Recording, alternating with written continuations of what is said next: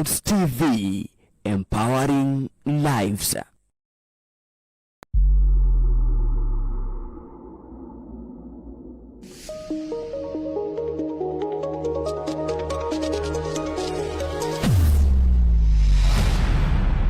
Bethel Clouds TV, empowering lives.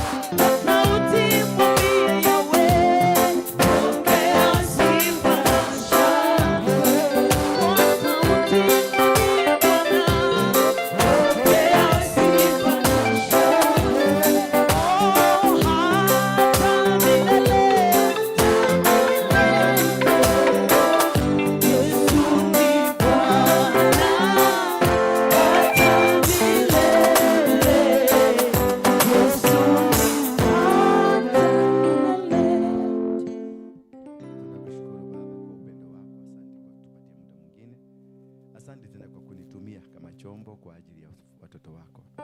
Nipe nguvu, nipe uwezo na nipe Baba fikira nzuri na maono mazuri ambao nitaweza kuyafikisha kwa watoto wako na wawe wakubarikiwa na kuinuliwa kwa njia ya kipekee. Ni katika jina la Yesu Kristo naomba na kuamini.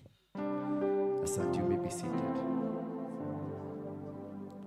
Thank you for nipatie hapa. Asante na shukuru kwa sababu ya wakati mzuri ambao tumeupata tena.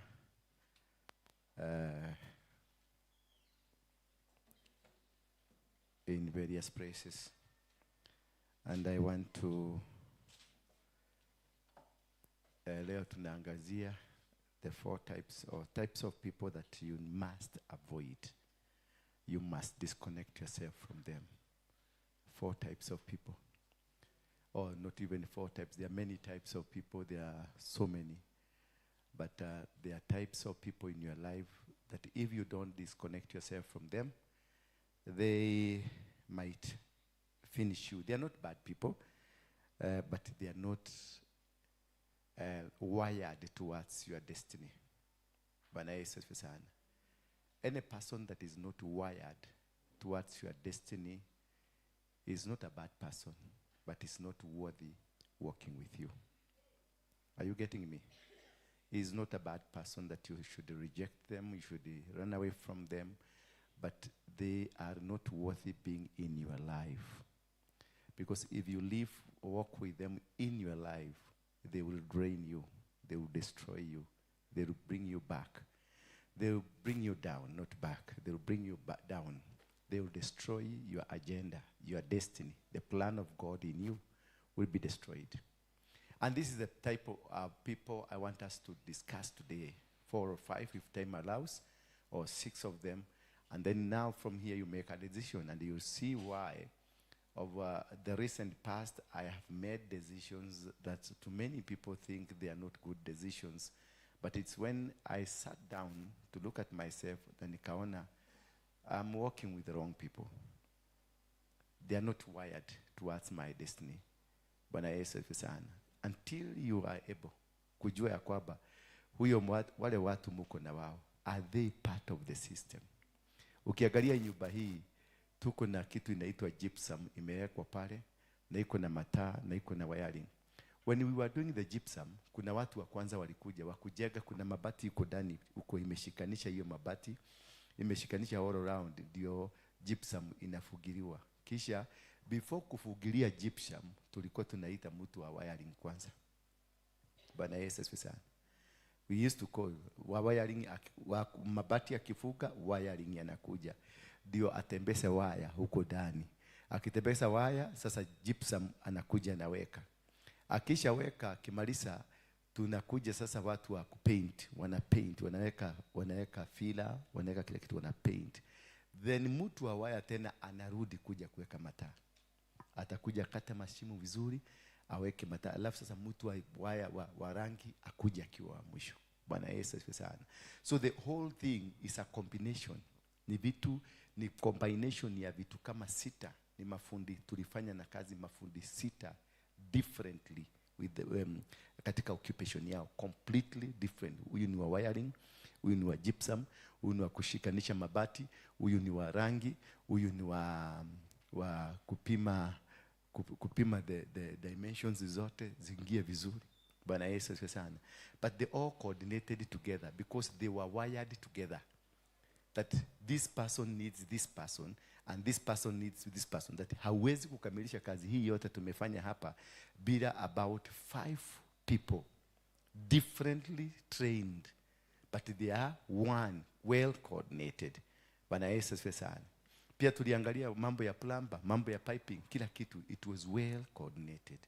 Therefore, when in life for you have a destiny, it is very important for you to understand that if you don't get connected to the right people of your life, you will not go anywhere.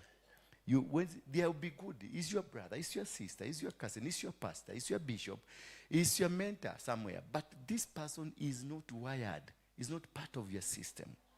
He is good. Ni mtu ambaye ni generous, ni mtu ambaye anaongeanga vizuri, ni mtu ambaye anakusaidiaka kusimama, but he is not part of your destiny.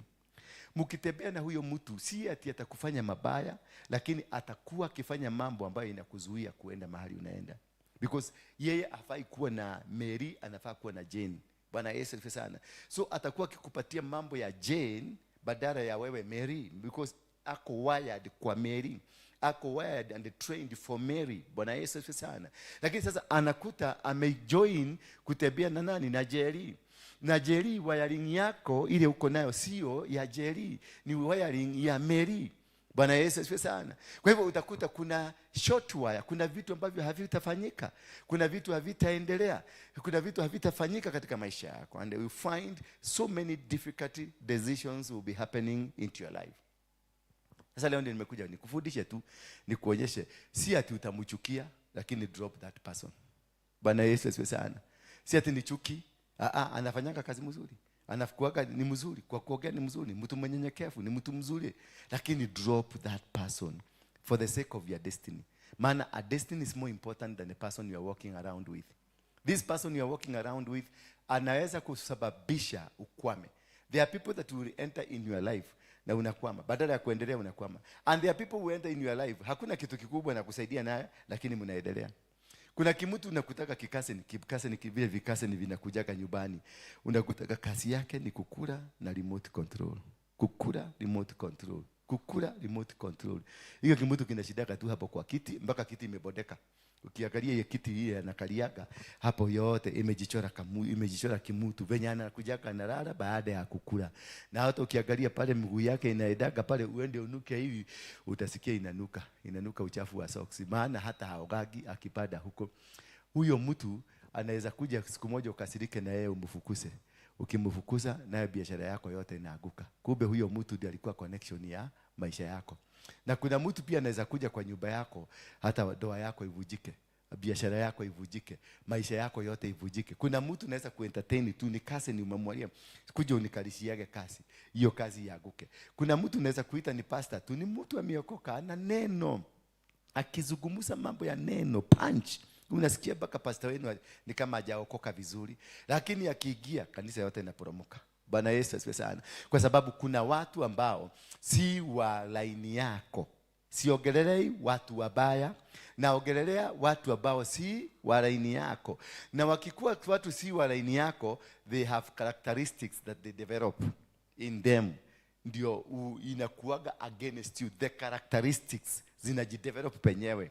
Na zikijidevelop zenyewe, unajikuta sasa what you are doing or what is happening around you is completely opposite of what God wanted to. Now when you get into a complete opposite situation of what God wanted you to be, what happens to you? Negativity starts happening into your life. Vitu vyote vyako vinafanyika, they become negative. Biashara yako inakuwa negative, huduma yako inakuwa negative, marriage yako inakuwa negative, because you are with a person who does not add value in your life. Because when you have the right person, they add value. When you are with the wrong people, they remove value from you. Because they don't know what you are doing. They can't understand who you are. They can't understand the ministry they are in. They can't understand the business. They can't understand the marriage. They can't understand everything. They are person, you see. Unakuta mzee amekuoa, lakini until utoke kwa hiyo marriage ndio atakuja kujua kweli I had a wife. I had somebody who alisimama na mimi. Yani anakuja kujua biashara yake yote na maisha yake yote ilikuwa imeshikiliwa na mke wake. Na hii atakuja kujua baadaye. Na kuna mtu anakuaga na bwana, ajua value ya hiyo bwana until this man gets out of the life. That is the time they unakuta amechange na amedevelop kuona kwamba I wish I can go back to this man. Bwana Yesu asifiwe sana. And because of that negativity attitude, because of that ground, imekuwa diluted because of no value is added. There are 4 things or 5 things that comes out of it. Na huyo mtu nakuta amedevelop hizo vitu, hakukuaga hivyo, lakini kwa sababu ni idler in the situation ambayo muko, hizo vitu zinachipuka ndani yake, zinajijega, because they want to build a foundation of destruction around that person. People can come to this church, people can come into a business, people can come to and do many things, but they did not come because of adding value. Walikuja purposely kukuagusha. Bwana Yesu asifiwe sana. And the others who come purposely, sio takukuagusha, kumislead you, akuondoe kwenye laini yako akupeleka kwenye laini nyingine. Ndio by the time you realize umepotea, utakuja umeenda kilomita 20 bali na kazi yako. By the time you come back, you find everything has gone down. Bwana Yesu asifiwe sana. And this is resulted by idling. The people that are in you who are not wired towards you, they become idlers. Or they become monitoring spirits, or they become vampires, or they become something else that will be so dangerous in your life. Utakuta sasa ndio watu wale mnakaa na wao, mnafanya kazi na wao, but they know who is supposed. Utakuta sasa nitumie Rogoro kwa sababu ninampenda. Utamkuta Rogoro kwa sababu nilimpatia ofisi pale. Hiyo ofisi anaitumia kublock other people, kupiga other people. Bwana Yesu asifiwe sana. Because she was not, I don't say that you are not wired. I'm using you as an example because nikitumia huyu ataanza kunikasirikia. She was not wired towards this ministry. So nikimpatia ofisi ataitumia kupiga watu. Bwana Yesu asifiwe sana. Ataitumia sasa kusema huyu anafaa, huyu hafai, huyu anafaa, huyu anafai. Unakuta amekata watu. Kuna wale watu wanataka wakuje, kuna wale watu wanataka wahudumiwe, na kuna wale watu hawataki. At the same time ndio utakuta sasa, unakuta person A na person B. For example, we have these cases in many churches when there are women who doesn't give birth by nature, yani walizaliwa hivyo, and they are struggling to find. Sasa you find somebody using that against you. Ati ukiguza kitu ya kanisa hata kitakuwa nini? Itakuwa barren. Ukikuta baka leadership ya kanisa, unakuta rogoro sasa nasema fulani asiguse, asipatiwe responsibility, fulani asipatiwe responsibility because kwa nini? Ni ako barren. Kwa hivyo akipata hiyo kazi, afanye hiyo kazi, kanisa itakuwa barren. Bwana Yesu asifiwe sana.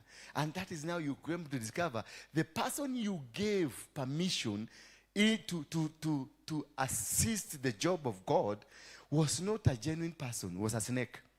Was a wrong person for the ministry. Na si mbaya, ni mzuri, lakini she is not supposed, anafaa kuwa kwa Manyuro. Bwana Yesu asifiwe sana. Anafaa kuwa kwa Muiro, anafaa kuwa kwa Ng'ang'a. Akienda kwa Ng'ang'a atafanya kazi mzuri sana. Na hataona barrenness, ataona a barren person ni mtu ambaye ni mtu wa Mungu. Ni mtu ambaye amegojea wakati wake kama Sara, atabarikiwa very soon.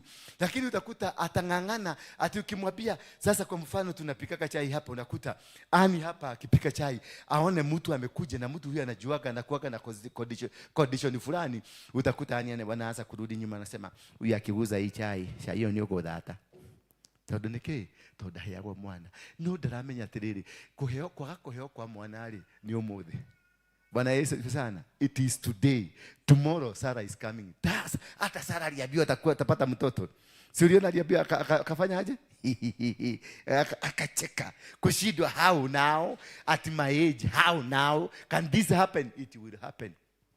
It is wewe ndio umebarikiwa leo. Na ni kwa sababu register ya Ruguru haijaitishwa, the file yake haijaitishwa. Ako namba 79, wewe uko namba 1. Wewe ngojea ataendesha gari mpya, wewe yako ikikuwa msee. Ama unaonaje hapo? Bwana Yesu, sasa umepatiwa gari. Wewe umepatiwa gari na Mungu, umepatiwa kila kitu na Mungu. Na mimi yangu itakuja namba 2700 hapo hivyo. So by the time God satisfied everybody, amekuja akipaga watu. By the time nifikiwe, gari yako itakuwa mpya. Itakuwa ukiendesha mkebe, nikiendesha mpya. Bwana Yesu sana. So everybody has a destiny. But the wrong thing that we do, these people that has destinies, they are people who come into their life who kills their destiny. And this is what I want us to look at today. And let us get number 1 of that type of a person who is not worthy being in your life. Wanaitangwa energy vampires. Sema energy vampire. They are energy vampire. They've come to suck your energy. They want to walk with you because of what they are getting. They will be with the synagogue because they are getting a salary. They will be the synagogue, they'll be watching with the apostle because kuna kakitu anapataka kutoka kwa apostle. Ama kuna ajenda fulani amekuja. Ama yeye ni mchawi alitumwa specifically akuje hapa. I make sure the ministry does not grow. Those are the energy suckers. And they can come in the form of a man. Akuwe boyfriend yako, akuwe girlfriend yako, akuwe bibi yako, akuwe mume wako. But there is an energy vampire. Ile kazi amekuja ni kukudrain, na hata kudrain, akudrain. By the time you realize yourself, uhiana kamute, baka kutembea umejeji kujia, kutembea unatembea kama karoboti fulani, maana umenyonywa. Anakuja hana ubaya, na watu si wabaya, mimi semi ni wabaya. They are so good, but they are wrong in your ministry. They are wrong in your family. They are wrong in your business. They are wrong in your environment. Bwana Yesu asifiwe sana. Haujai kwa estate moja nakuta estate mzima mlikuwa mnakaa mzuri sana. Hiyo plot yote mlikuwa mna mzuri. Until one man comes to that plot. Na anakuja ndiye atakuja mpaka atengeneze WhatsApp group, kila kitu ataliorganize, kila kitu akuta hamuna welfare, hakuna nini. Aigie tu sasa aza kuwapaga. Ndio hakuna mtu hiyo plot within 1 year utakuta hakuna mtu ambaye mlikutaga huko, wote wamehama because of that one person. Because these are energy vampires. They drain your joy with endless dramas.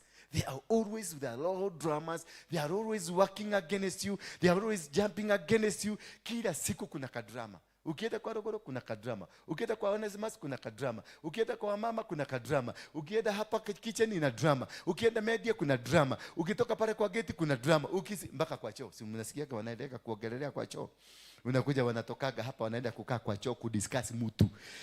Na unakuta mtu amekaa masaa mangapi mpaka hamusikiagi pupu ikinuka. Bwana Yesu asifiwe sana. Because these are vampire. You know, ameona fulani kwa sababu fulani hajajaliwa kuwa na kitu fulani. Sasa hiyo ni reason ya kumzuia asiingie mahali huko. Kwa sababu ulijisikia ka territory, unaonaga hiyo territory ni kama yako. Kumbe you are a vampire. Ulikuja kukamata hiyo territory, ndio nyonyage watu, ndio nyonye apostle, ndio nyonye huyo mwanaume, ndio nyonye huyo mwanamke, ndio nyonye hiyo biashara uiaguse. You did not come to this position because it is meant for you, but you are a vampire. Bwana Yesu asifiwe sana. Hebu muangalie mwenzako huyu yako karibu na wewe, muangalie kama ni vampire. Muangalie tu kwa macho. Vampire. Aba muangalie mtu. Ukiona mtu hapa amewahi kuinukia mtu, amewahi kusema mtu jambo fulani, amewahi kusema huyu mtu hafai, you are a vampire. Kama umewahi kusema ate modo dake hutia hatodo ne data, eo ne vampire, you are a vampire. Ate mtu hawezi kukaa hapa kwa sababu ninaona huyu kijana, si unaona hii picha amewekwa hapa, hii inakaa ya shetani. Huyu dake kana wewe amka utoke ukae. That is a vampire. That is spirit of a vampire. But they don't go see good things. They are here to suck. They are here to make sure the altar does not grow. They are here to make sure the church does not grow. They are in your business to make sure the business will not grow. They will be in your marriage to make sure that you will never have that destiny. Because in us we have destinies. Kuna mipango mizuri Mungu ametupangia. Kuna vitu vizuri Mungu ametupangia. Lakini kuna kamutu kamoja tu katakuja kwenye maisha yako. Ako kamoja tu katakuja kakiwa ka house girl. Ka house girl. Kamutu hakana nyama, kamutu hakajielewi, lakini kadhakikia doa yako imeanguka. Hako ndio kadakuwa hatari. Kuna jamaa mwingine alikuwa ananiambia wakati bibi yake alienda nini maternity, house girl kalikuja akaambia, "Mbamba njoi.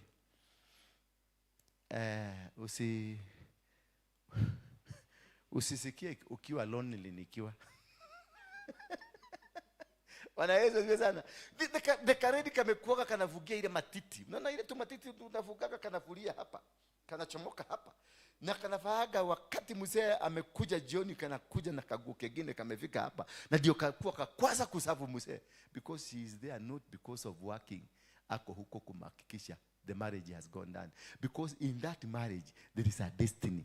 In that marriage, there is a prophetic word over them. In that marriage, there is something they have been called to do in this world. In that marriage, kuna power fulani ya Mungu iliwekwa. Because couples will be brought together because of a purpose of God. Couples will be brought together. People will be brought together in a business or in a community like this one because of the purposes of God. And they make sure they send their own to come and make sure that thing is moving on. Bwana asifiwe sana. Those are vampires are dangerous. Let us look at the book of Judges chapter number 16, verse 16. These people, they drain you financially. They drain your brain. They drain your life. They drain everything. They are the Delilahs of the world. Bwana Yesu asifiwe sana. They will come and drain you. Do you know Samson never realized he has amepatiana siri zake? Because alipata kamama manipulative, kalimudrain, kalimunyonya, baka wakati alirelease information yote, already ulikuwa umedrainiwa. The purpose and the reason for the drainers of your life, it is to make sure you are confused. When you are releasing the information they want, you are already confused. They have taken you. They take your brain. They take everything away from you. They move away. Judges chapter 16 verse 16. They have already removed you completely. And that's the most dangerous thing. They will not attack you immediately. Watatembea na wewe. They can even work with you for 10 years. Wakijua, there is a commission I have. She kept bothering Samson day after day. They are bothers. They are dangerous people. They keep bothering you. They keep investigating you. They keep poking you. They keep, he got so tired of her asking about his secret. And he felt like he was going to die. You see, they cause you back unasikia roho yako imechafuka, umechoka. Unasikia this person, they are nagging. He got so tired. Baka akaona nikufe. Fadhali nikufe. Huyu mama amenisumbua sana. Huyu mzee amenisumbua sana. Huyu mwanabiashara amenisumbua sana. Huyu anko amenisumbua. Huyu auntie amenisumbua. Huyu mom amenisumbua. Huyu daddy amenisumbua. This is all over. I see hadi mahali pamoja. Baka your father can be a vampire. Your own father amekuzaa lakini ni vampire. Your own mother can be a vampire. Your shosho, you can be a vampire. Your pastor can be a vampire. And he got so tired. Finally Samson told the leader everything. Finally, these people do not relent. Hello. Hello, kama unangojea wakuache, watakusukuma mpaka ushike. Kioya. Kumbe ni hapo walikuwa nataka. Watakunagi mpaka uchoke. Ufike a point of no return. A point of chukua basi. Na uondoke. Bwana asifiwe sana. And this is what they are looking at. They will nag you. They will nag you. Watakusubua. Hawakuachagi. Wanakaga ni kama kupe. Kama kadhuia. Unajua kadhuia ukifanya hivi kanaruka hapa. Na kanajificha. Ama kanaruka hapa. Na kanajificha. Ama ile wale tumekaa huko pande ya Masai. Kuna hizi mainzi za wa Masai. Inzi ya Masai ukifanya hivi. Kutoa hapa inarukaga. Inakuja hapa. Ukifanya hivi inaruka hapa. Ukifanya hivi inakuja kwa mdomo inakaa hapo. Hazitorokagi, haziedagi na haziogopi mtu. Maana zimezoea wa Masai. Na zinatembeaga na wa Masai. Ni pattern parcel ya Masai. Kwa hivyo inashindwa wewe. Kwani hujui uko territory gani? Na hizo maizi ukitoka kwa nchi ya wa Masai, uende kwa nchi ya Wakikuyu, haziko. Ukienda kwa nchi wa Kamba, haziko. Sasa ukienda kwa Wakisii, haziko. Lakini ukirudi kwa territory yao kwa wa Masai, unakuta ziko hapo. Na haziedagi na hazina uoga. Ukifanya hivi inakujaga hapa. Ukifanya hivi inakuja hapa. Ukifanya hivi na inaenda kwa chakula yako, maana imezoea kukula nyama na Wamasai. Imezoea kukaa na Masai. Sasa inashindwa, who are you? Who are you? Wewe umekujaje? Unanifukuza kwa nini? Maana Masai yafukuzagi inzi. Zinakaaga naye akikula nyama. Akikula masiwa yake ziko hapo. Akiingia kwa masiwa, anahika na ulimi hivi, anatoa na iachilia ndio iendelee kurukaruka huko juu. Lakini wewe utatapika. Utaanza kusema kwa sababu hizi hujazoea, lakini kule zimezoeana. Bwana Yesu asifiwe sana. So these people, they will nag you, they are naggers. Ni watu wabaya. Yani ako kwa mission, lazima atatimiza malengo yake kukumaliza. Maana mission ya Delila ilikuwa kumaliza huyu mzee kabisa na kumdestroy kabisa na aishe. Finally Samson told Delila everything. He said, I have never had my hair cut. Amepatiana ripoti. Na hiyo ndio alikuwa anataka. Because of nagging. Hakuna tactic imetumika, hakuna maombi imetumika, ni kuinsist. Amesubua mzee mpaka mzee akasema, wacha kejugi ajehere. Wacha niseme initoke. Hiyo kusema ilikutoke ilikuwa plan yao. Ndio hiyo plan ilikuwa ya kukuja hapa. Ndio ukuje uchike position, ndio hiyo position uitumie kuwakaisha wale wengine. I was dedicated to God before I was born. Usi sasa ameanza kwa nini? Ameanza kuropoka, ameanza kupatiana because of the kind of a person you having in your life. I was dedicated to God before I was born. If someone shaved my head, I will lose my strength. Don't think Samson. I will become as weak as any other man. Guys, Samson wake amepatiana ripoti yote. Na hiyo ndio kama mama kalikuwa kanafanya nini? Kanataka. Sasa huyo tumama tuko hapa. Bwana Yesu asifiwe sana. Toe kodo kuliko. Toe maisha ine wako. Ke boyfriend kile ukora nakyo no kora nikimama. Ne kadelila. That girlfriend that you have maybe ni delila. That businessman unamtrust. That worker, huyo mfanyikazi wako ambaye unamtrust kabisa ndio unaonaka ni yeye. Kumbe ni yeye. Bwana Yesu ni delila. Sasa huyu jamaa amepatiana ripoti na hakupatiana ripoti directly, amepatiana indirectly as a way of amechoka. Wacha niseme aniachane katumia kajehere ne kandu bolire muno kekaje, but he never knew it is a wider plan.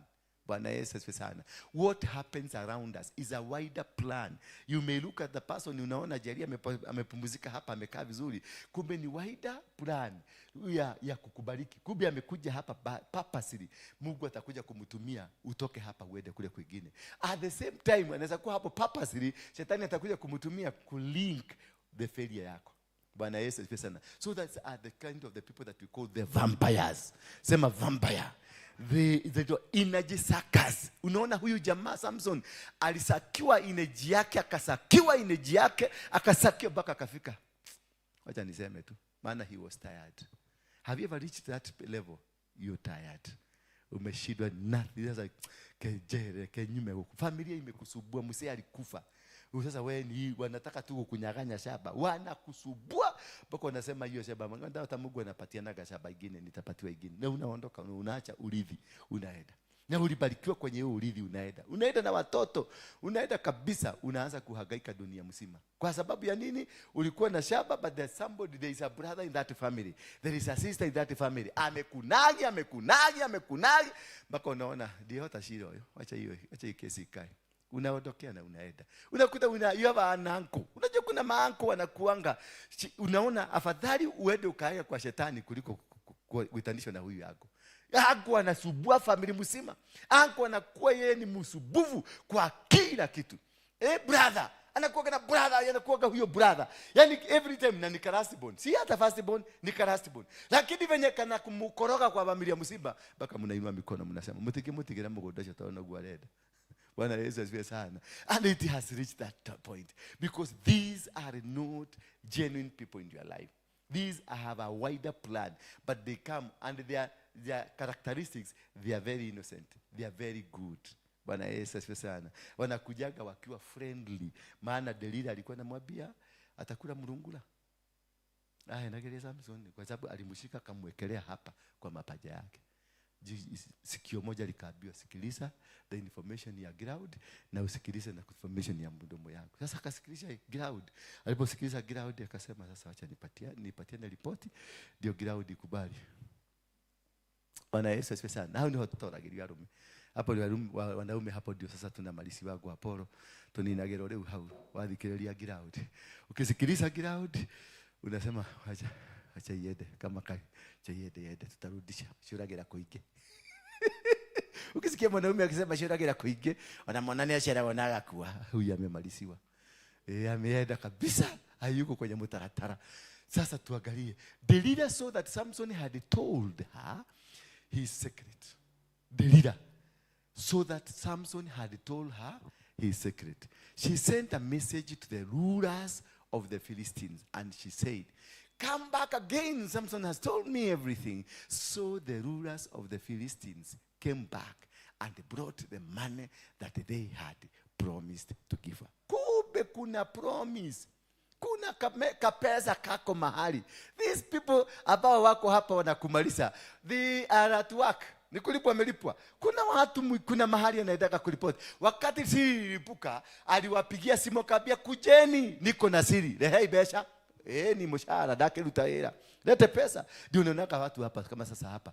Ukiangalia sasa hapa in any organization that we are having, may it mfuafo, may it be political party, in the organizational structure ya political party ya Kenya, ama churches, ama whatever, kuna mtu wa intelligence hapo. Lazima government make sure imeplant. Anakuja atakuwa kama asha, atakuja kuwe kama security, atakuja kuwe yani wa kutupikia chakula, atakuwa kuwe yani ule wa media, atakuja kuwe nini nyingine hapa, atakuja kuwe rogoro secretariat, atakuja kuwe pastor. What they make sure that they get there so that they have an ear of what you are doing.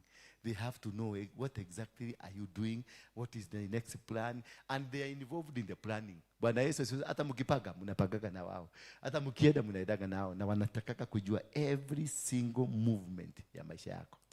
They are good. Usiwafukuze, wacha wakae ndio wapate ripoti mzuri. Bwana Yesu asifiwe sana. Lakini sasa kuna wanakuja kukumaliza, waache wakae, lakini be careful. Bwana Yesu asifiwe sana. Ukae kama ile kasamaki kanaitaka kamogo. Unajua kamogo? Wangapi anajua kamogo? Gateru. Ile inakuwa na ndefu. Hiyo samaki ukishika hivi na monyokiaga hapa. Ukishika padini na monyokiaga hapa. Ukishika padini na monyoka. Sasa ukae hivi unamonyoka. Sasa umupatie kazi ya kumonyokaga. Usikuwe kama Samson. Usichoke na usikubali. Delila saw that Samson, kawaida. Delila got Samson to go to sleep. Unaona sasa? Wanakufa kisha paka umeenda umelala. Akimudhudhira. Wanajua kudhudhira. Wanajua kukupapasa, kugusa ile zinaitwa, ukienda kwa massage kuna flexology. Ni automology ama ni flexology. Flexology wanagusa pressure point. Unasikia atilete hapa kwa mguu hapa chini. Kuna mahali panagusagwa na kidole hivi, una relax atitoboka relax. Unasikia kuna mahali unagusagwa hapa hivi, katoboka ka relax. Unagusa hasa by the time ukimalizwa kingine utakuta umeanza kungoroka. Kuna wakati nilienda kufanywa masaji hapa juu na Nikaingia, mdemu akaniuliza kwenda wekwa massage. Nikamwambia nataka ile flexology. Akaniambia ni 10,000. Nikamwambia sio nikatia, akaniambia labda 8.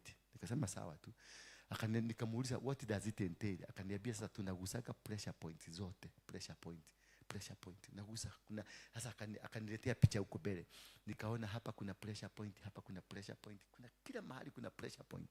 Nikamwambia tuende safari. Kwa maana sijaisikia hiyo kitu. Nilisikia for the first time. Na kwa sababu niko na pesa, nikamwambia tuende kazi. Nikifinywa ya 12 nilikuwa na ngorota.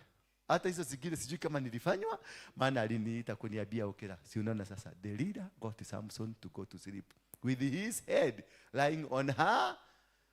Jamaa alimtaali taro akaja ku dream Sayuni. Bwana Yesu asifiwe sana. Akaanza ku dream akiwa Sayuni. Then she called in a man to shave. Yaani unaona adhudeiro kama Sayuni, ninajua ni nini nilifanywa. Nililala kama huyo, nikiuliza huyo mama aliniambia wakoma madhame, nikaangalia saa kwa sababu niliingia saa 8, nilijisikia saa 12. Akaniambia milala masaa kama ngapi? Kama 3 hapo kingorota. Na nyongorotaga. Hata nilikuwa na ngorota. Bwana Yesu asifiwe sana. Then she called the man. Mana kamirara amevinya pressure point. Alimwekelea hapa akasikiliza ground akalala. Alinyolewa bila kujua. That is how manipulative they are. That is how characteristically, how powerful they are. Utanyolewa. Gukoheni ya. Gukenagio. Wewe mzuri. Wewe mama. Ade ukikuja kujisikiliza, ile biashara ulianzisha imeanguka. Ile kitu ulikuwa unataka kufanya imeanguka. Ile kazi mfanya kubwa ndio hiyo imeenda. Imeenda chini. Abia mwesa kukue kama kamogo. Kamogo ni kamiruka. Kikagusa hapa. Kagusa hapa. Kishika hapa. Kanaguka kanarudi. Nakakirudi kwa maji. Hutakashika tena. Kaa kama kamogo. Don't allow yourself. Hawa mavampire ni wabaya. They are blood suckers. Energy suckers. They will suck your energy until they make sure they have manipulated you. Angalia sasa jamaa mwenye alikuwa na nguvu. Jamaa alizaliwa na nguvu. Na alizaliwa akiwa a Nazarene. A person that chosen from heaven to come on earth for a mission. Ameshikwa na kamama tu. Na kamama nasikia dalili akalikuwa kamama kamkode kabisa. Ate Johero na onyiti huko. Lakini kijamaa very powerful. Na imagine kijamaa kilishika nyumba kama hii kikainua inaanguka chini. Kalikamata na kamama kametoshanaje? Kametoshana hivi. Because it is not about the energy. It is about the manipulative systems. The vampire. Kukunyonya. Kukunyua ginya akakunina. Anakuaga. Umeona huyu mama kama ako na haraka? Hana haraka. Mos. Ali insist on the program. Ali insist. Hakuachilia. Jerry, ata insist on the program. I insist on the program. I insist. Baka uchoke. Baka u give up. Alafu ukijua sasa ume give up, anakuwekelea hapa. Lelege. Utaamka ukisikia nywele imeenda, energy yako imeenda. They come and drain your energy. Praise be the name of God. And he called a man to shave off the 7 braids of Samson. 7. Kwa nini alikuwa na 7? Because it was a covenant. Number 7 is a covenant number. Bwana Yesu asifiwe sana. It's a number of perfection.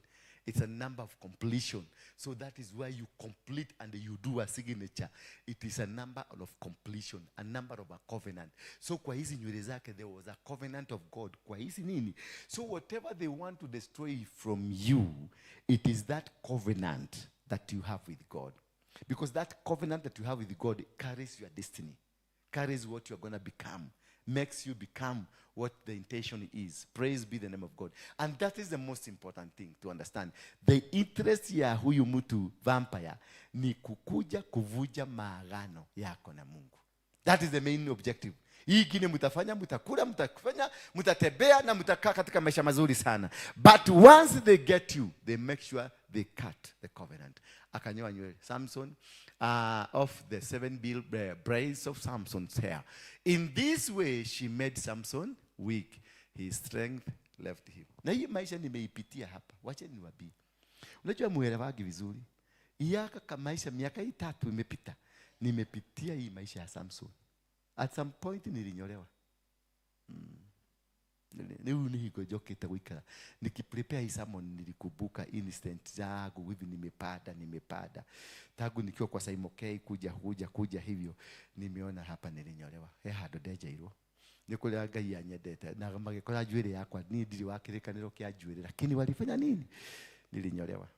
Baka nikakukuna kipindi nilikuwa completely empty. Hata ukiniona unaona there is nothing that is coming out of me. Nani? Mavampaya. Mavampaya wakikusaraudi na wanakuikaka juu, wanakuekelea kwa kiti kingine, wanakutengenezea kiti ya mfalme Suleiman, wanakutengenezea kiti mzuri, wanakuekelea juu in a comfort zone na makakole hagera tu you don't struggle ona hiyo ni mamareko hea apostle tuagiro nikonoka. Alafu hapa nyuma kuna mtu anakugoga tuito to pressure point. Uko kwa mguu kuna mtu anaguzaguza mguu yako. Ndugu gikarogoga kiona we king. Nobody like you. Adamagati. Ukasikia ukianza hiyo story. Adamagati. Horo.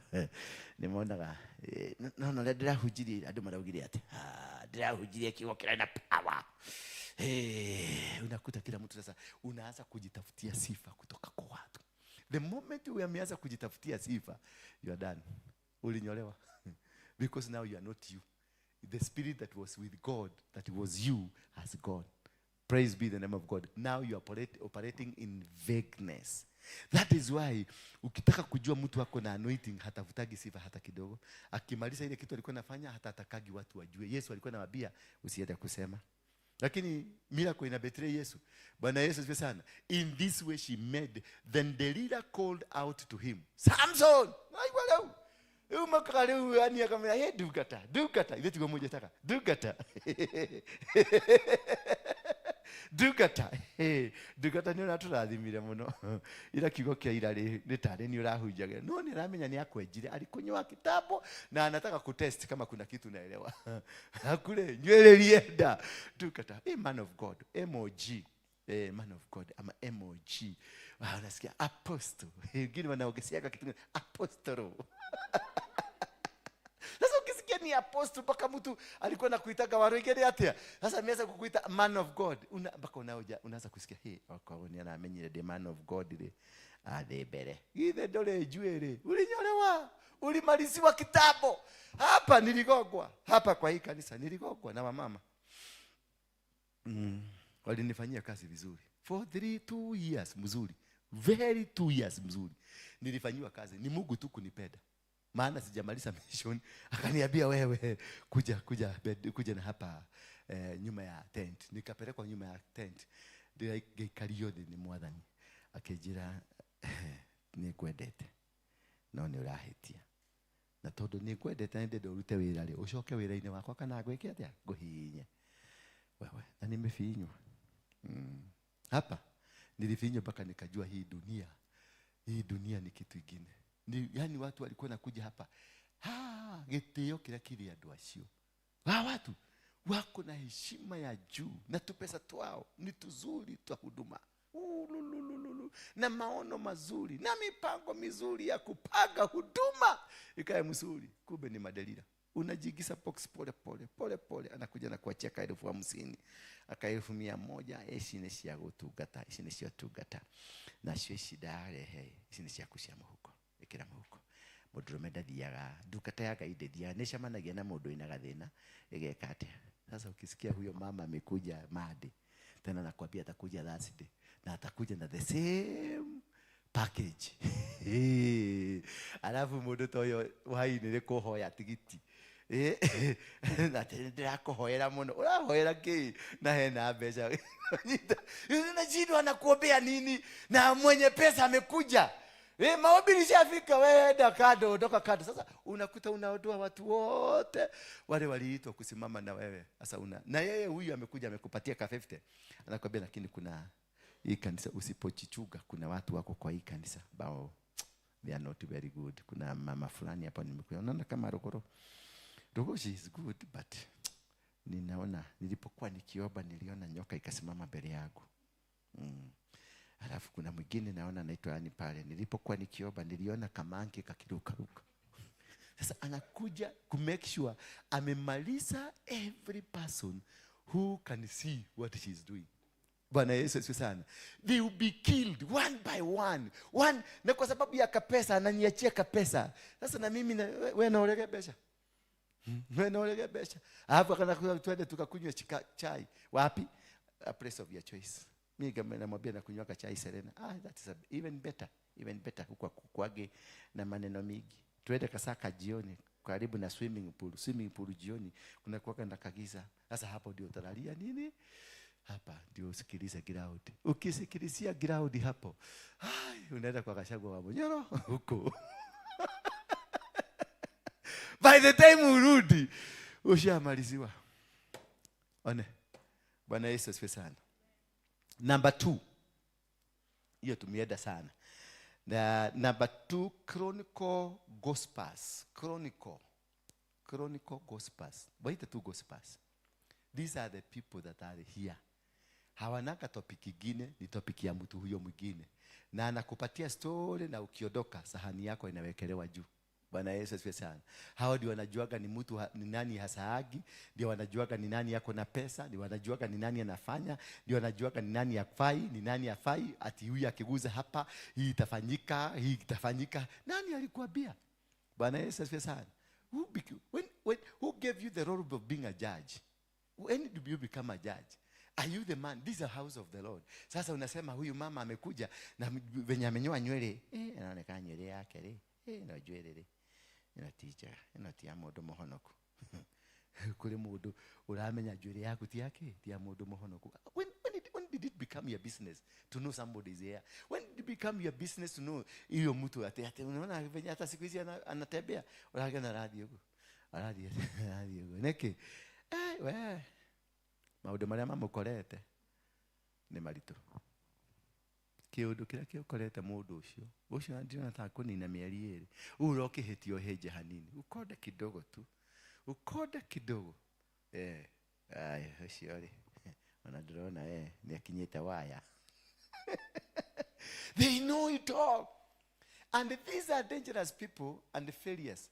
These people will never progress, and they never progress. If you have ever discussed the failure or something against somebody, ambaye huyo mtu alifaa kwa sababu ya any misfortune ambayo anaipitia, ama kitu ambacho anakipitia, ukanena against her, it has happened to you. It will occur in your children. Itafanyika kwenye life yako. Lazima utakutana na hiyo kitu, because it is a curse that you've taken towards yourself. Umechukua hiyo laana. Kwa hivyo ni vizuri sana kuavoid any person ambaye akona they talk behind others back, meaning they will do the same to you. Watakupatia story kuongea kuhusu tusegenye mwaneki, alafu ukitoka story yako ndio inawekwa juu. In the book of Proverbs chapter number 16 verse 28. Proverbs chapter number 16 verse 28. These people wanakuaga sana na wanakuaga kwa makitchen. Hawa watu gossip people wanakuaga kwa makitchen. Kwa hii kama hii kitchen yetu hii hapa ndio maneno inakuaga. Hapa wanaigiaga wa mama kama 6. Sasa wanadiscuss mtu mmoja. Na anadiscussiwa anasemekana fulani anakuaga fulani anakuaga. Na wao ukitoka yako inawekelewa juu. Ani akitoka yake inawekelewa juu. Baka kuna watu wako hapa wanasema fulani na fulani hafai kuguza kitu ya kanisa. Na inafanyikiaga hapa. Hafai kuguza kitu ya kanisa. Kwa nini? Hata si unaonaga hata venye amekoda, si unaona ni kama yeye ni mgonjwa. Na loko ni mrwaru, ni matawa makuibeti. Troublemakers are always causing problems. They are always. See ati ni kitu inaisha kesho. They are there always to cause the problems, the challenges of life. They are there to gossip. Their gossip breaks up the closest friends. Their work is to make sure the closest friends have been broken. Any relationship has been broken. Anything. That is their work. That is their ordination. They are ordained to do that job. Kazi yao ni hiyo. Matire wiroge. Osho juko. Mihahe. Ngania rekire. Ngania radhire. Nadikwishe. Baka wanajua. Bahasha hili unatoaga ni pesa gapi. They know. Bwana Yesu asifiwe sana. Na anasema, rutiriane getha kwiyendithiriria. Because these are never intentioned to be there. They are there to make sure whoever that comes to do the will of God, has been cut. Bwana Yesu asifiwe sana. And this is the most dangerous people. And number three person, they manipulators. The manipulators. They twist situations to make you feel guilty. They will twist the language, they will twist the situation, they will twist the things to make you feel guilty. Their work is to make sure hata ukikaa tu na yani atakulete tu wewe umemkamata. Kama sasa sisi wanaume tunakuaga hivyo sana. Umenikamata na mwanamke, but kile kitu nitafanya twist hiyo maneno yote mpaka wewe. Kuna siku nilishikwa na mke wangu nikiwa mahali tulikuwa na mdemu. Alitushika vizuri sana tukimumunyana kabisa, lakini nilimgeusia mpaka hata yeye akafeel guilty. Mpaka akaniambia sorry mama, sorry nikashokera lege. Nikajua nimeshida, but I was shika kabisa mpaka unasikia mpaka unatetemeka, ni ule lake igwa maudu magioka matakadi itima gagioka. But I was able to twist the story. Nilisema huyu mwanamke ni mchawi. Ona dakena muno dakuona. Dakena tamenya neka iwa gutoma tondu ria anyitirio guo nijiguire ndagahinya maguru. Mimi nikakosa. Darling babe, mimi naweza kufanya kitu hivi kama hii? Si unanijua? Si you know my heart, I love you. Darling.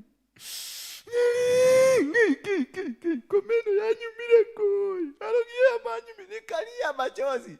Muki akakuja kanishika. Kaniambia toka adelelege. But that is a spirit of manipulation. I manipulated her. I did wrong. Sikufanya vizuri. Until today I remember that thing. Na ninafiri sikufanya vizuri. That is si mzuri. Maana alitushika. Na alikuwa ametusense. Maana alikuwa ameona. Unajua mwanaume hawezagi kujificha sana. Tutihota hakwehitha. Tweyuburaga na ihenya. So nikakamatwa. Bwana Yesu asifiwe sana. But because of the spirit of manipulation that was in me, I was able to manipulate the two ladies. Huyu nikampiga teke na nikamwambia mchawi na nikamtusi na nikampiga kofi kapi bili ndio aondoke goli, nirudi na huyu kwasa. Nidili na yeye, wewe tutakutana na huko chini.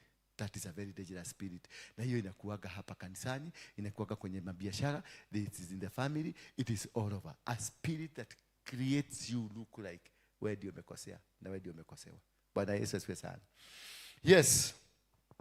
Not everybody that is of katika maisha yako ambaye anafaa. Yaani sio kila kitu kizuri ni kizuri na sio kila kitu kibaya ni kibaya. Ni kibaya kwa sababu the reason of it today it was not wanted, so it is not worthy. The reason you are here today, you are not here, you are not supposed to be with us today. So you are also not worthy. But if the reason is correct and the purpose of you today here is correct, it works together. Baba, Mogi, hekirugira guthubura. Nikigira guthubura. Aigua thiorora. Tugithiwe ikarethi. Dio kude tumae. Kora gerete na hale ha nyina wa Nyakera. Ulipitia kwa mama Nyakera hapo. Aragokerera kanini. We sawa pio. Kena thina. Wake. Dokanyani. Dokanyani.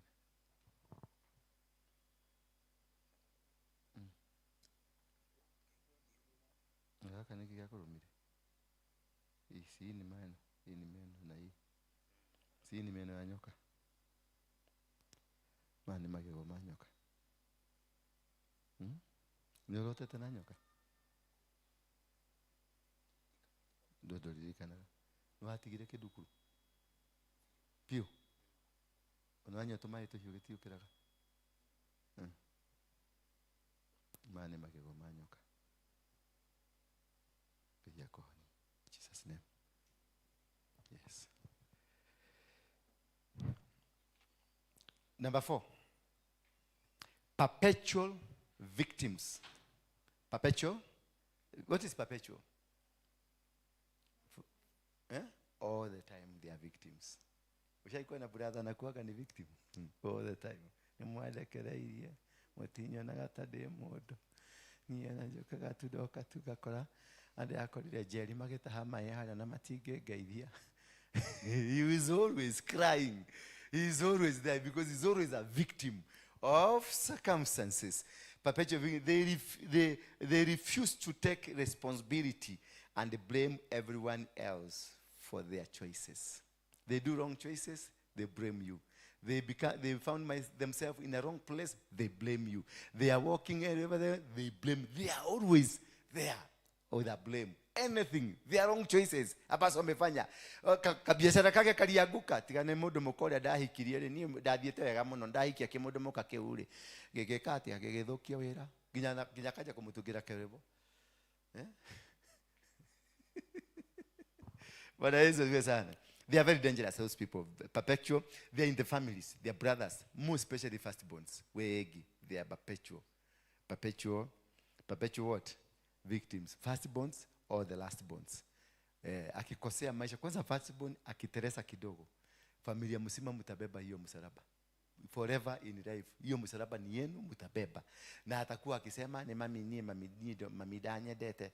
Kumatene ni mamida korogwa nyedete.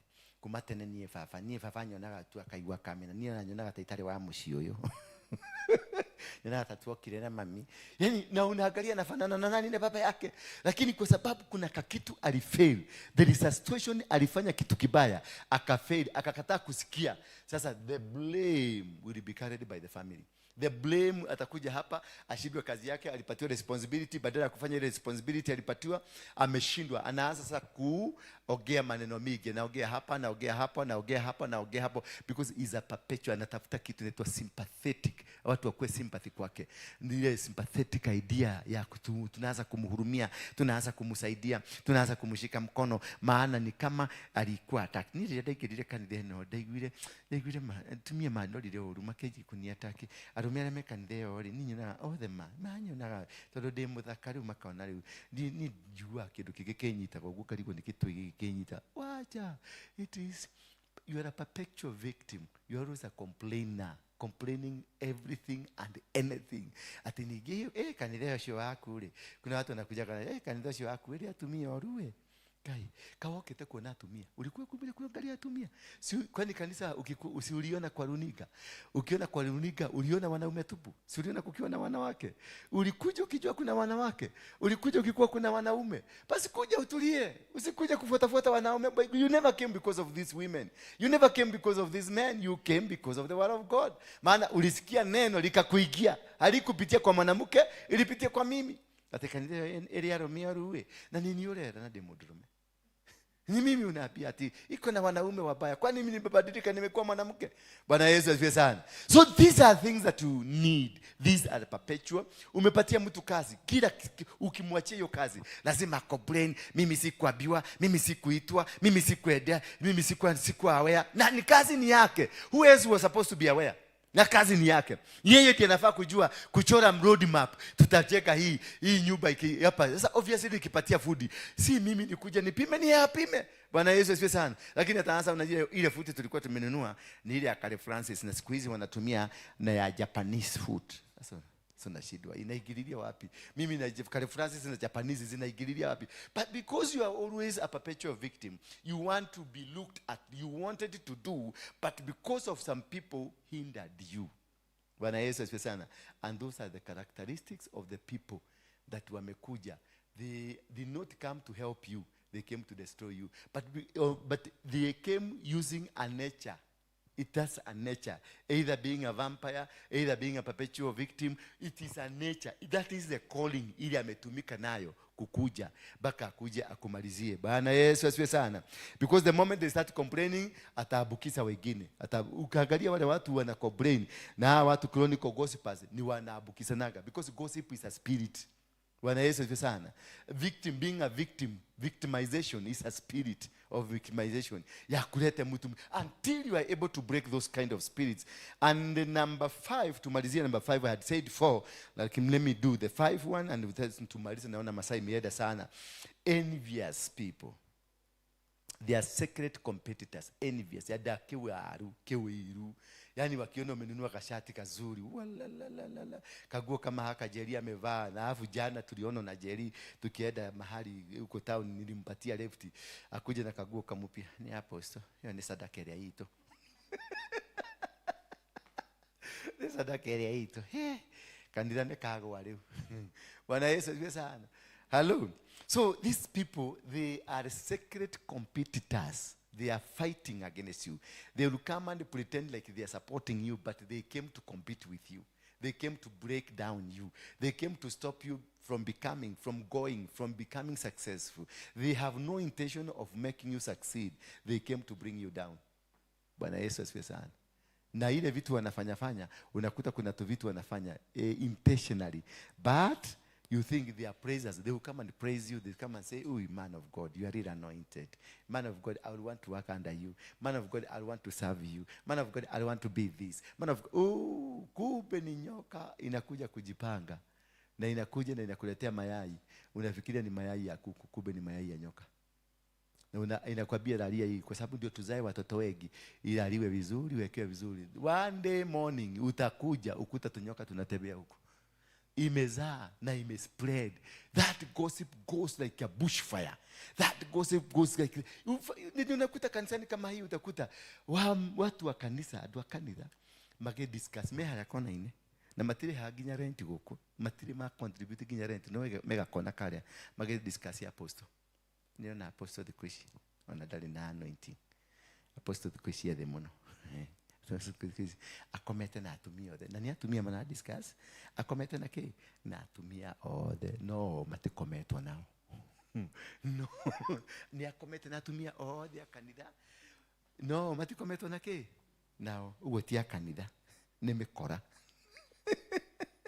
But if you find a church that discusses the spiritual anointing there, you have attracted yourself a curse. You will die soon than later. You're going to die spiritually. You even die physically. Kazi zako zinafugika. Ukitaka kujua wale ukiingia kanisa ukute kuna roho ya umasikini kubwa amongst the members of the church, niyo roho ya kudiscuss mchungaji. Because I am your prophet. That's the Bible says in the book of 2 Chronicles chapter number 20.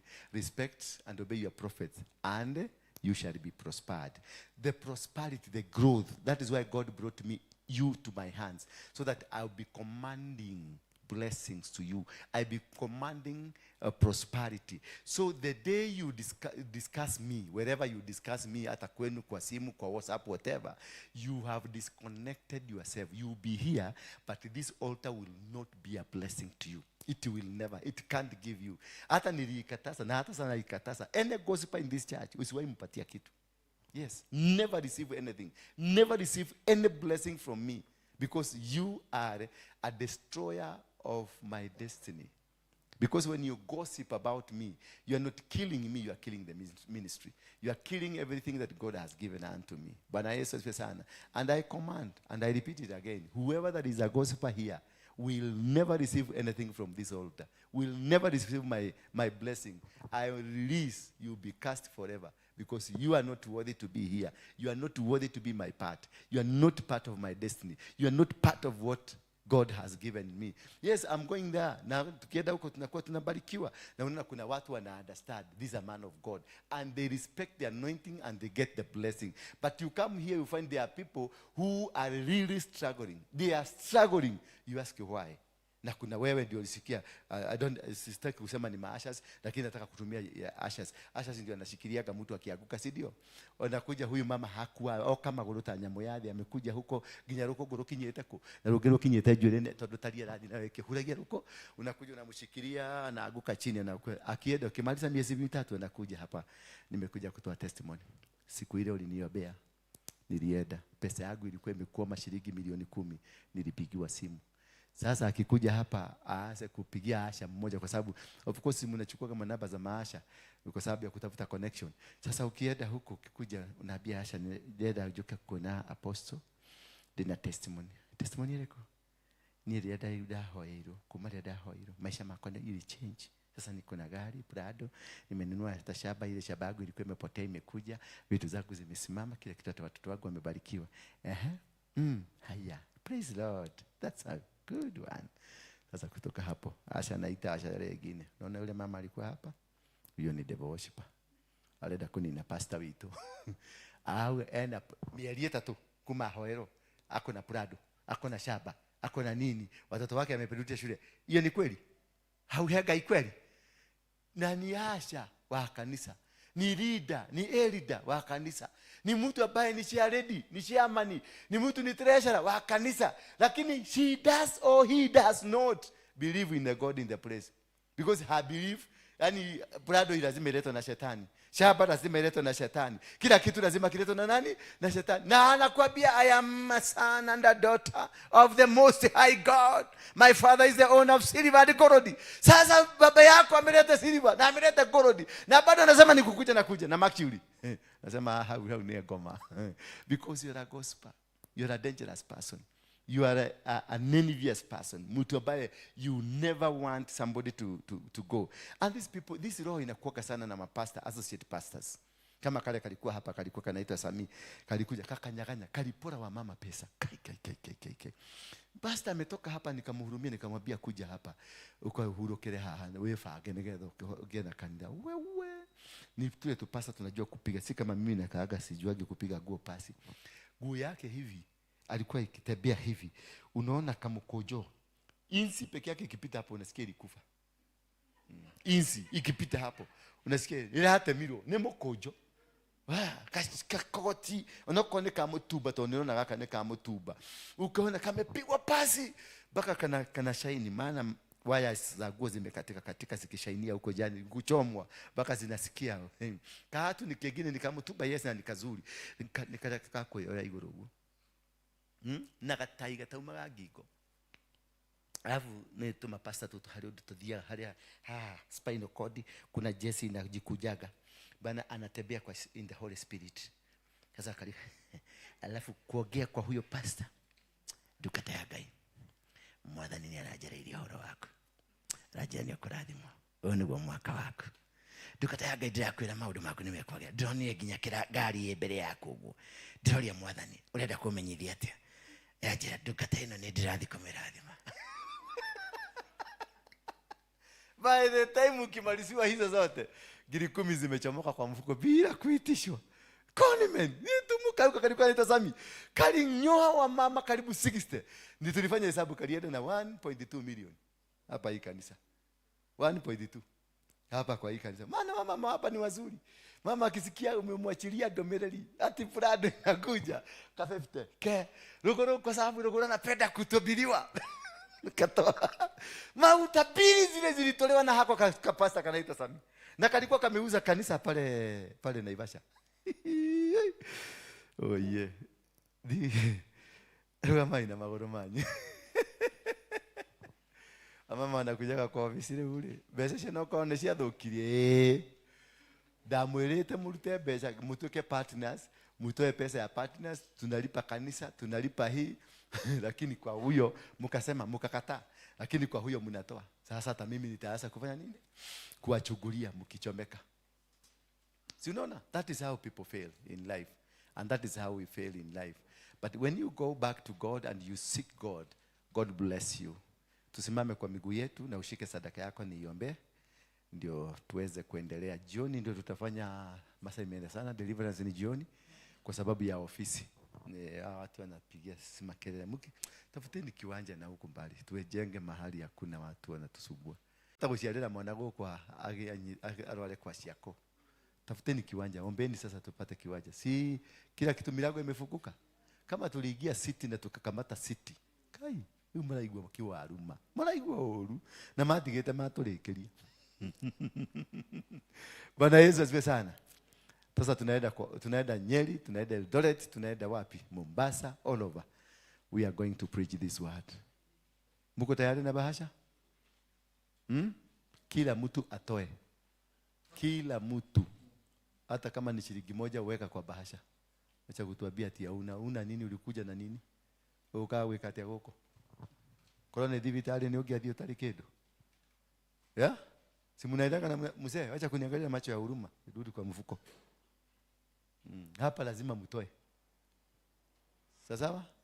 Lazima ujishikanishe na madhabahu. Usikuje hapa tunakuja pastor. Na watu huko Rogoro, kwa ofisi yako usirudi kuingia mtu kama hakuonyeshi bahasha ni nini ameweka. Wanakuja wananidanganya hapo. Ate. Na bea utoma neno. Yaani mtabui mafuta lakini unataka unakuja unaninyonya, ni vampire. ukaka kuhede toshi yako kuheka na kusaidia na kusaidia, alafu wewe unanidanganya, unaacha kama unadanganya. Hiyo na cancel. Nairudisha. Bwana Yesu asifiwe sana. So giving, it's not how much you give. It is connecting yourself with the altar that you came to serve you. It is not how much. We are not interested on your 1 million. We are interested for you to understand. Ulikuja kwa nyumba ya Mungu. Na nyumba ya Mungu haiendagwi mikono mitupu. Bwana Yesu asifiwe sana. Hata kwa waganga mnaendeka kwa mikono mitupu. Yeah? Si mnaendeka mpaka mnaitishwa busi 3 na kuku. Mimi kwa mganga nilienda nikaitishwa busi 2 na kuku. Kuku wa white na kuku wa black.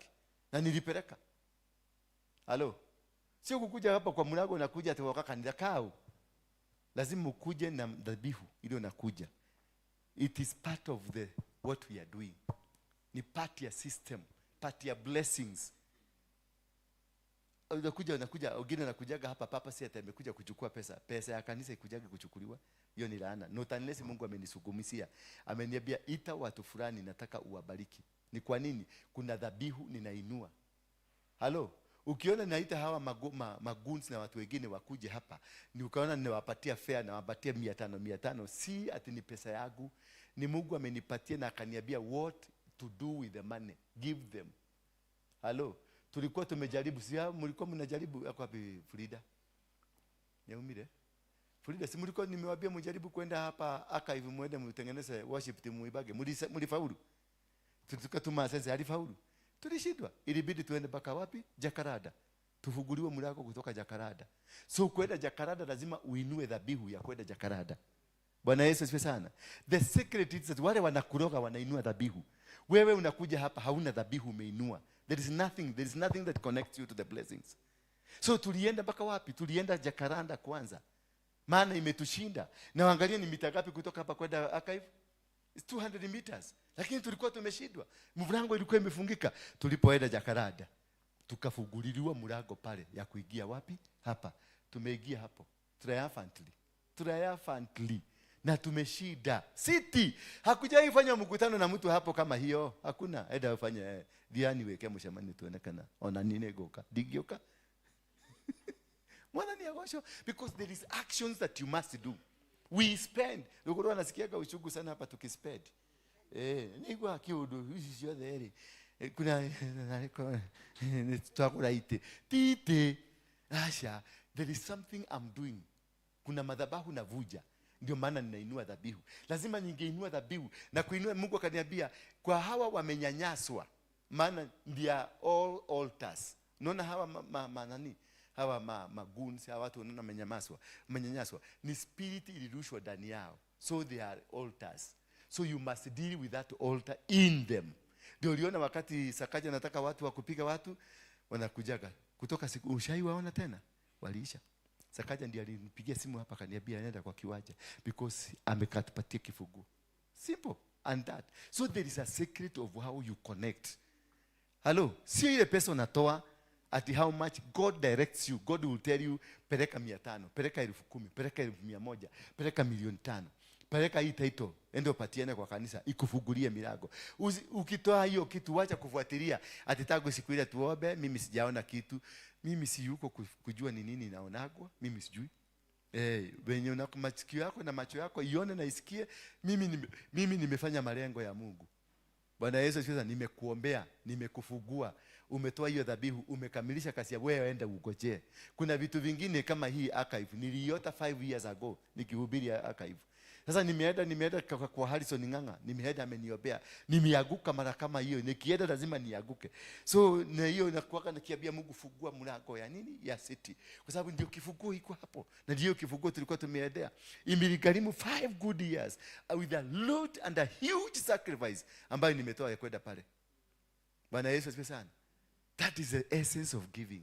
The essence of sacrificing. Don't usikae kama mustinji ati yeye ndio kakohoero. Hii mkono nimewekelea sijui ni nini nikimuiguaga dako hutio gokago nikimuigua mnasikia nini ni waya ama ni moto? Mimi sisikiagi moto hata sasa hiyo mkono yangu inakuwa gabarisha. So ukitafuta hiyo connection ya mtu kuanguka nikimuiguaga dako utaronyo na gafereka Kuna nguvu inakuanga. Wapi na mimi siisiki. So it is not about me. What I'm trying to tell you, it's not me. It is the God that is in me. Bwana Yesu yuzana. It is not me. Don't even try to impress me. Don't even try to come at nikuone wewe ni mtu wa maana. Si hata nikikuona wewe ni mtu wa maana hakuna mahali nitakupeleka. Hakuna kitu nitakuongezea. Seek the God that is in me and you will get it. Seek, tafuta Mungu ambaye mimi namtumikia. Kama umekubali, umekuja hapa na umeona hapa kuna Mungu, tafuta huyo Mungu na utabarikiwa. Wekeni sadaka zenu hapa. Inua mkono juu kwanza. Baba, katika jina la Yesu Kristo nakushukuru, nasema ni asante kwa upendo na urafiki wako kwetu. Umetubariki, umetuelekeza katika malengo yako. Tulikuwa pale Jakaranda na tulikuwa pale Archive na tulikuona. Hata leo sasa hawa wamekuja hapa, wamekuja kwa sababu pia wanataka kukuona kesho na kesho kutwa, mwezi ujao na mwaka ujao. They want to see how good you are. They want to see how loving and caring God you are. May you Father receive hii sadaka wametoa, ikuwe ni dhabihu to connect them with your blessing. In Jesus mighty name. Amen. Wekeleni hapa. So tukutane around 4:30 ndio tufanye ibada hiyo nyingine.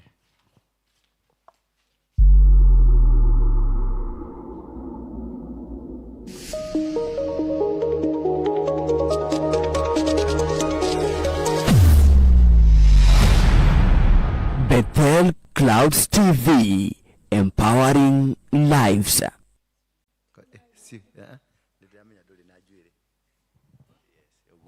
Let's smile. Eka kasmile kazuri.